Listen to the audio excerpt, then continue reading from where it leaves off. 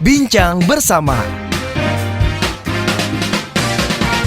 Sobat Listeners, kembali berjumpa bersama saya Daryl Adam dalam podcast Bincang Bersama. Dan hari ini saya akan ajak Anda terbang sedikit menuju ke Medan, Sumatera Utara ya. Entah apakah mungkin Anda yang menyaksikan kami di podcast Bincang Bersama berasal dari kota Medan, berbangga dan berbahagialah. Ternyata ada loh, dan banyak sebetulnya sosok-sosok pria Medan yang sukses. Walaupun mungkin mengembangkan usahanya di daerah kelahiran atau justru mereka merambah ke daerah-daerah di Indonesia. Satu di antaranya saya bersama dengan Bang Bonar Silalahi. Salaman dulu, Bang. Halo. Sehat. Sehat. Sering dengar namanya tapi baru sekarang ketemu. Nah, Itu kehidupan kali ya? ya itu kehidupan. Jadi, dan kebetulan nama Bonar itu sekarang udah jarang, Bang. Itu saya mau tanya tuh. Udah jarang. Meaningnya apa sih Bonar Silalahi? Jadi, waktu saya lahir dulu, nama saya itu sebenarnya panjang sekali. Oke. Dikasih nama itu Richard Bonar Sahat Marulitua Silalahi.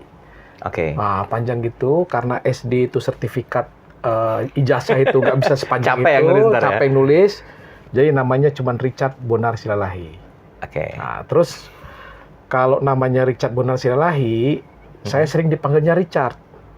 Tapi karena rambut saya masih belum pirang, saya pakai bilang lebih senang dipanggil Bonar Silalahi. Nah, Bonar itu artinya bisa dibilang sebagai yang pertama, bisa dibilang sebagai kebenaran. Itu artinya. Oh, berarti kalau saya boleh rangkai adalah kebenaran pertama yang dihadirkan gitu ya. Iya. Anak pertama berarti kan? Anak pertama. Oke, berapa bersaudara, Bang Bonar? Saya ada berempat. Mm-mm. Saya yang pertama, adik saya ada di Kanada, satu udah meninggal, satu lagi ada di Medan. Laki-laki semua? Laki-laki semua, yang paling kecil yang perempuan yang di Medan sekarang perempuan. Abang merasa berat nggak sih tanggung jawabnya? Memikul dalam tanda petik kehidupan saat itu ya? saat Kita itu. flashback ke masa kecil ya? Enggak juga sih ya. Enggak ya? juga. Jadi walaupun saya bawa marga Silalahi orang Batak, tapi kehidupan saya itu mulai dari kecil itu kebanyakan sebenarnya di Sumatera Selatan. Jadi kalau ada pendengar yang dari Palembang, mungkin tahu nih namanya kota Lubuk Linggau. Oke. Disitulah saya besar. Dan ingatan yang paling saya ingat waktu saya kecil itu, kalau beli durian itu nggak per buah, Pak. Itu per beca. Ya, jadi ingatnya itu, wah kalau di Lubuk Linggau kalau beli durian tuh satu beca. Saya tambahin namanya ini berarti ya. Richard Sultan Bonar Silalahi. Ya. Tulisnya pakai beca soalnya. Bang, orang tua bekerja Ya, waktu saat masih kecil? betul. Jadi orang tua itu kebetulan ayah saya pendeta, Oke. ibu saya perawat. Sebentar, ini menarik. Nah, Pendeta dan perawat, ya, tapi kontekstual hari ini saya mempredikatkan Abang Bonar sebagai seorang penulis buku. ya. Gimana bisa jadinya hal itu? Gimana bisa jadinya? Jadi ceritanya ini kan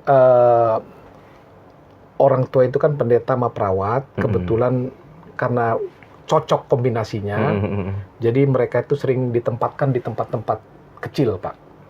Oh, di pelosok-pelosok desa. Pelosok-pelosok. Nah, disitulah kita hidup kita mulai bertumbuh, diajarin oleh orang tua, kemudian kita melanjutkan kuliah dan lain sebagainya.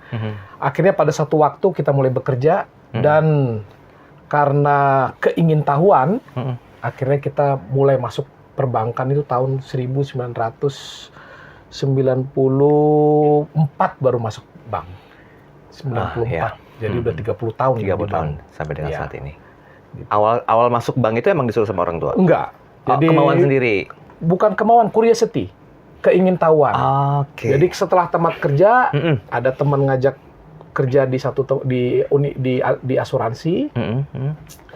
Pekerjaan saya yang pertama itu hanya nempatkan deposito di bank-bank gitu ya. Disuruh taruh deposito di sini, tiap pagi nanya bunganya berapa gitu. Terus saya pikir-pikir gitu, nih perbankan ini kalau saya taruh duit saya di bank, itu duit saya diapain sih gitu kan. Terus jadi pengen tahu diapain, dan cara paling tepat untuk belajar itu kalau kita di situ. Akhirnya saya berketetapan hati, saya mau cobalah cari kerja di perbankan. Nah, tiap pagi lihat koran Kompas lah, lihat koran, ada lowongan apa pekerjaan enggak. di perbankan gitu ya. Ada tuh lowongan. Itu tahun berapa Bang? Masih ingat nggak? 96 lah. Berarti sebelum 94 lah. Iya, masih gampang cari kerja kan Masih, saat itu kan. Iya, masih gampang cari kerja. Masih saat gampang itu, kan? karena ada lowongan di itu kan. Nah, jadi akhirnya masuk kerja dah di perbankan. Mulai saat itu sampai sekarang di Sampai bank dengan terus. sekarang. Iya. Tadi kita merujuk ke kontekstual predikat yang saya berikan, penulis buku ya. Dan saya spill dikit buku yang ditulis Bang Bonar ini kan lebih peduli ke UMKM. Sebetulnya apa sih yang membuat seorang Bonar Silalahi ini bisa peduli sama usaha menengah kecil miliaran dalam tanda petik ya, yang notabene itu mereka tuh kalau nggak dimentorin tuh nggak bakal tahu tentang ilmunya, pendanaan, bahkan pendanaan pun mereka terkendala, nggak punya BI checking, kayak terjebak dengan utang pinjol segala macamnya. Itu kontekstual di luar bahasan kita. Tapi apa yang memicu seorang sosok Bonar Silalahi bisa punya care terhadap kehadiran mereka? Jadi jawabannya ada dua nih, yang serius sama yang nggak serius. Kita yang nggak serius dulu. Kita mulai yang nggak serius dulu. Jadi waktu COVID, Pak, itu kan saya kan kerja di Singapura udah 15 tahun. Di perbankan di Singapura udah 15 tahun. Waktu COVID kan kita nggak bisa kemana-mana. Betul. Ya kan?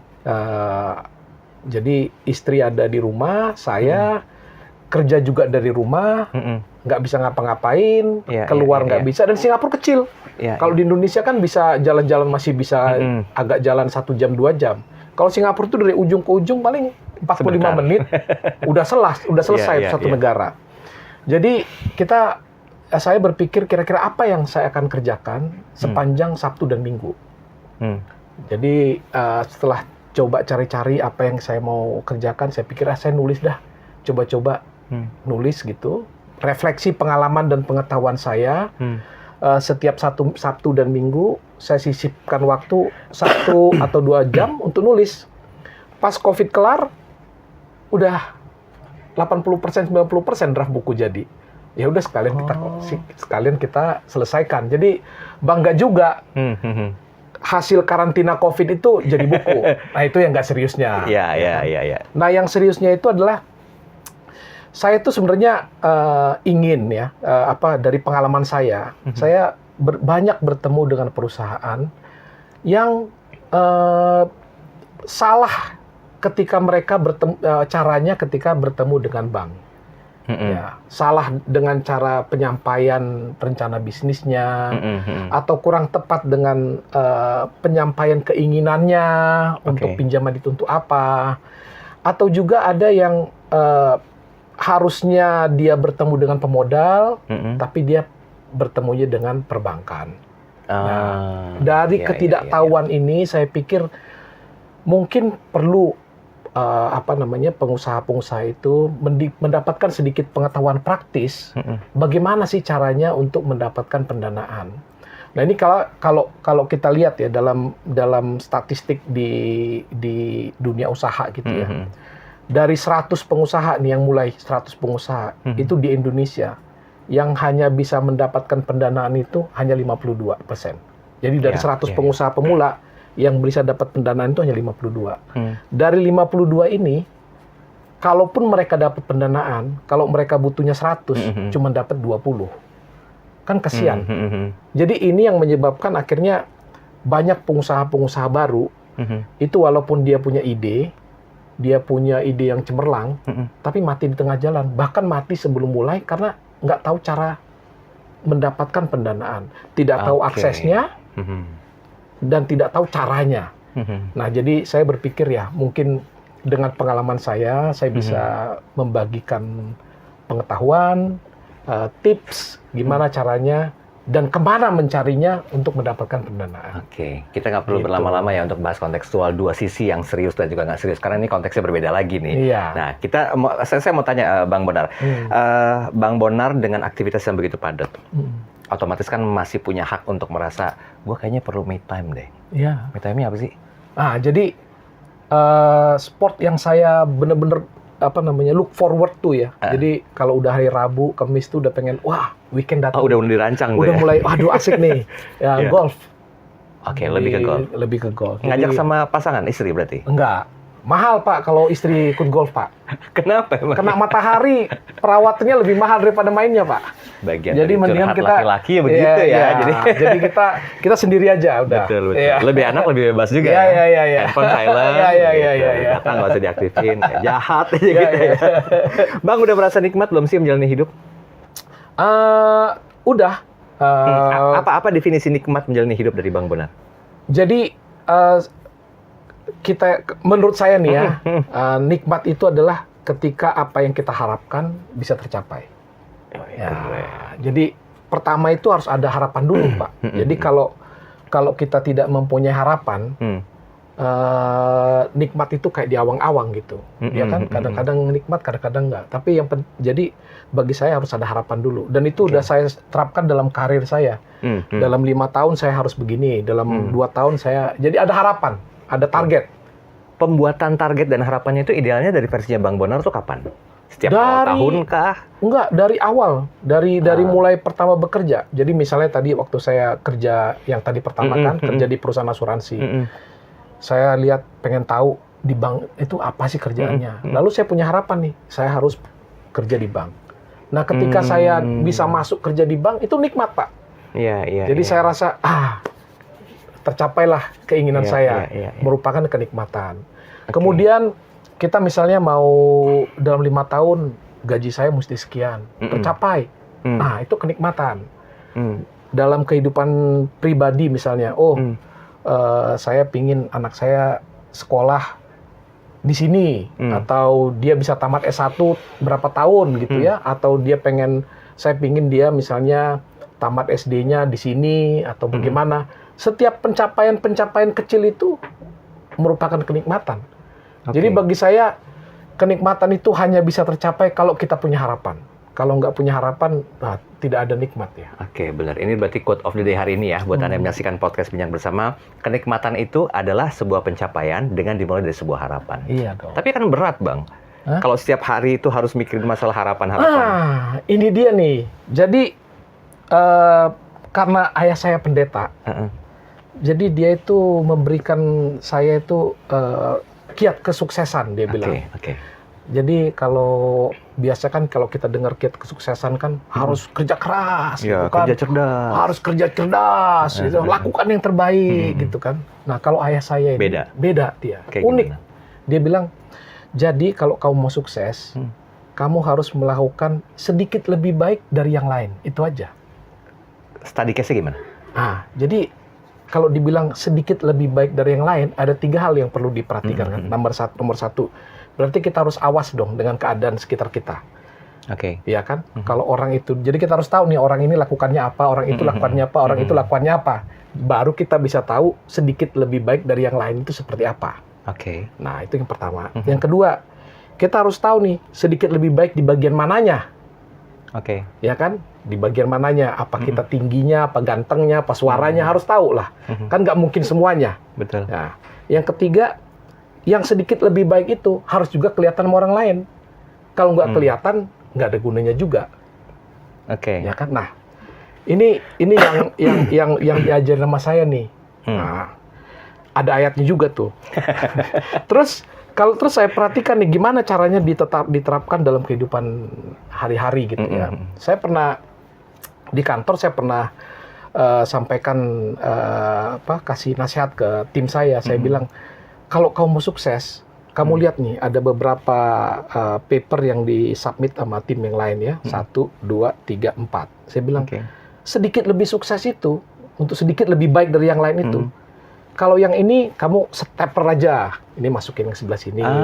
Yang ini di stapler, yang di sini di stapler tapi dikasih apa itu namanya, yang di ujungnya tuh dilipat kertas di stapler. Itu sedikit lebih baik. Paham. Jadi kalau seandainya dilakukan secara terus-menerus dan dilakukan menjadi habit, sedikit lebih baik itu adalah kiat kesuksesan. Dan itu yang Abang lakukan? Itu yang saya lakukan. Sedikit lebih baik dari yang lain. Nah, sebentar, saya potong sebentar ya. Untuk menghindari efek subjektivitas dari yang melihat versi kita sedikit lebih baik, itu yang pernah Abang lakukan apa? Itu nggak oke, Bonar, biasa aja. Tapi menurut Abang itu sedikit lebih baik. Ya. Nah, pernah ngalamin hal itu nggak? Pernah. Jadi gimana cara solusinya? Jadi kadang-kadang kita menganggap itu adalah sesuatu yang sedikit lebih baik menurut kita. Betul. Tapi orang lain tidak melihat kan begitu. kalau itu udah menjadi apa namanya ya, menjadi habit ya, menjadi kebiasaan, pasti akan ada yang lihat. Satu kali kelak pasti ada yang lihat. Contohnya, misalnya kita diminta submit pekerjaan kita atau submit proposal kita pada waktu tertentu, jam tertentu atau hari tertentu.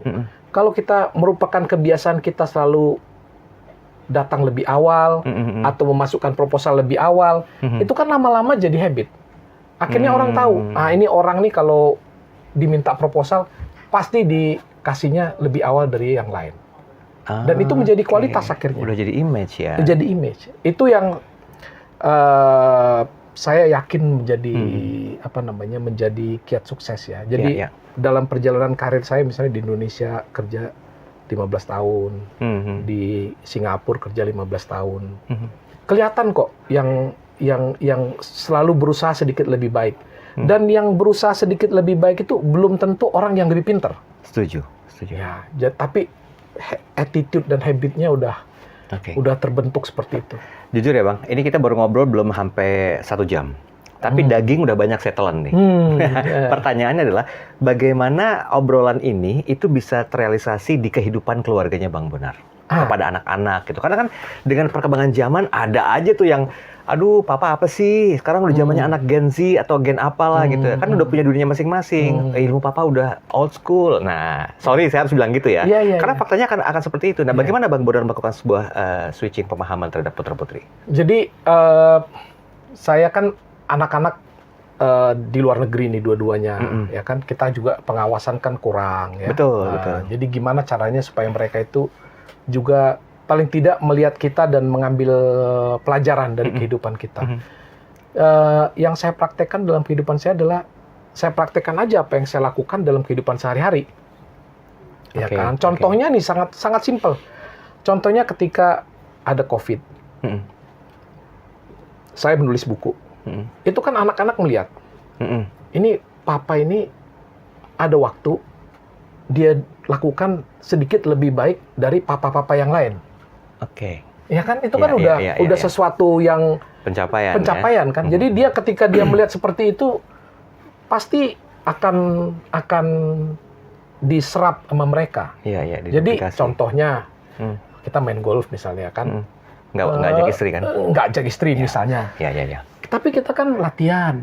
Dia kan lihat dong, ini papa main, walaupun main-main aja, tapi di latihan. Yang cowok nanya begitu. Yang cewek bilang, mama kemana? Gitu. Mama kemana misalnya gitu kan. Jadi setiap hari dalam kehidupan kita kalau kita lakukan, pasti anak ngelihat lah. Betul. Jadi kalau dia lihat kita, apa yang kita lakukan itu selalu kita ingin lebih baik. Akhirnya mereka juga pasti lihat.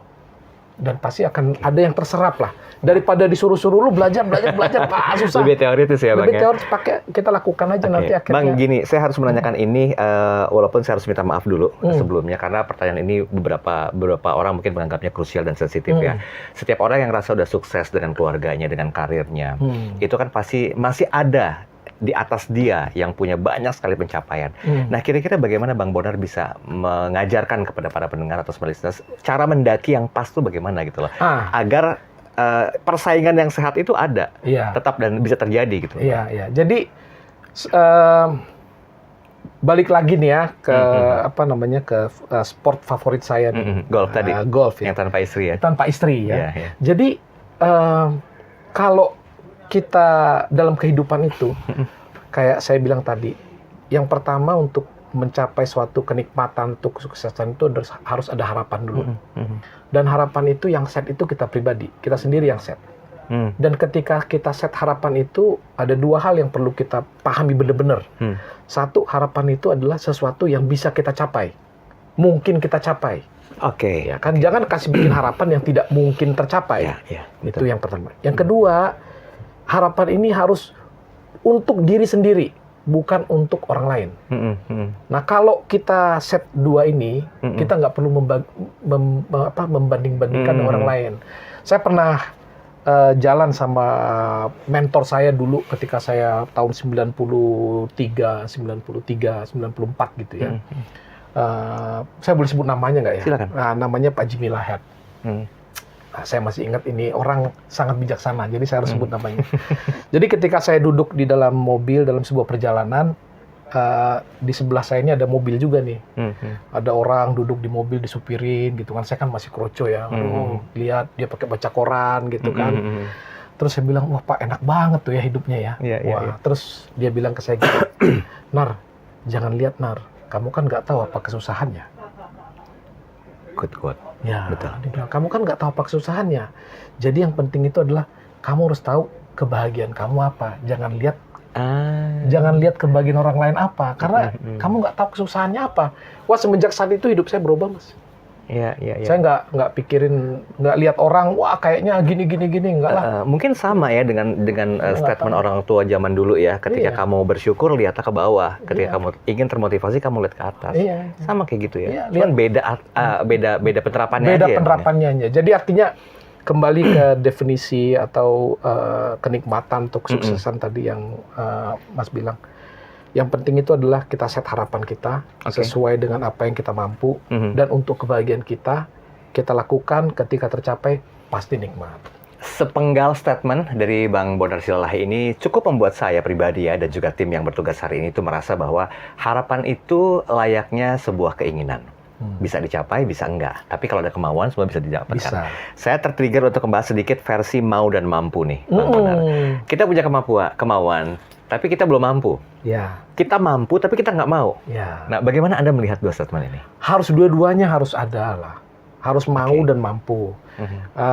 Kalau kita mau sesuatu, tapi itu di luar jangkauan kita, itu namanya membuat memukul diri sendiri tanpa ada gunanya kan gitu.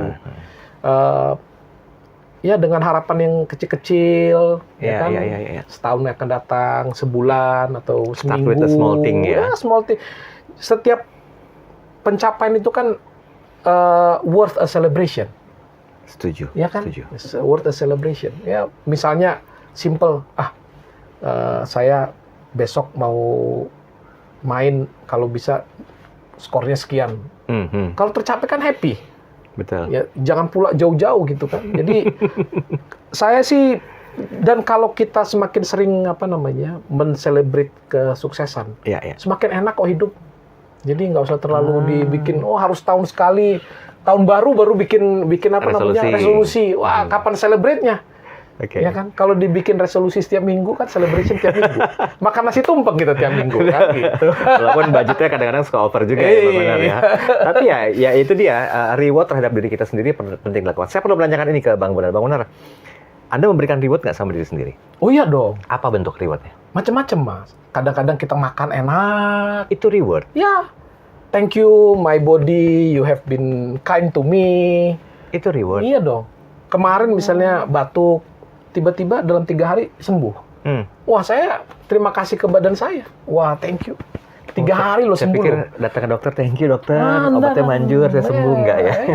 Kadang-kadang kita lupa loh kasih terima kasih ke badan kita sendiri loh. Ini seru nih. Gimana? Versinya Anda gimana? Terima kasih. Jadi batuk misalnya, ini benar-benar kejadian nih minggu lalu batuk. Biasanya saya kan seminggu tuh batuk. Ini 3 hari sembuh. Oh, I pat my back. Wah, thank you badan, udah seminggu ini udah batuk bisa sembuh 3 hari, ya kan? Makan es krim dah. Terima kasih. Ya. Bentuk terima kasih, jadi kemarin es krim lagi ya, karena udah merasa berhak ya Bang ya. Iya. Oke, Bang Bonar, kita balik ke masa kecil sedikit ya, flashback sedikit ya. Saya sih menangkapnya bahwa apa yang disampaikan Bang Bonar Silalahi hari ini itu adalah bentuk edukasi dari orang tua. Apa yang mau Anda modifikasi ke depannya? Dimodifikasi ke depan? Iya, apa? Ya ini memang saya pikir yang lebih penting adalah gimana caranya kita men-share apa yang kita lakukan. Biarkan orang yang menerima memodifikasinya untuk dirinya sendiri. Karena saya percaya apa yang baik buat kita belum tentu baik buat orang lain. Sepakat. Yang penting kita bagikan pengalaman hidup kita, kebijaksanaan yang kita dapatkan dalam kehidupan kita. Nanti orang yang menerima mungkin harus ada tweak sini, tweak sana, gitu kan ya. Yang cocok buat dirinya sendiri. Misalnya kita bilang, bikin harapan yang pendek-pendek supaya kesuksesan kenikmatan itu bisa lebih sering dirasakan dan dinikmati. Mungkin bagi saya itu bisa, tapi buat orang lain mungkin jadi kurang berguna misalnya. Jadi yang penting buat saya adalah kita share, kemudian mudah-mudahan berguna buat orang lain, dan dimodifikasi yang cocok buat dirinya sendiri. Oke. Bang, di menit-menit terakhir, kita nggak kerasa udah hampir habis waktunya. Tapi ini saya minta paksakan ke Bang Bondan Silalahi untuk membagikan tips ke Smart Listeners ya. Saya akan mengulas sedikit, minta kesediaan Bang Bondan tentang growth mindset dan fixed mindset.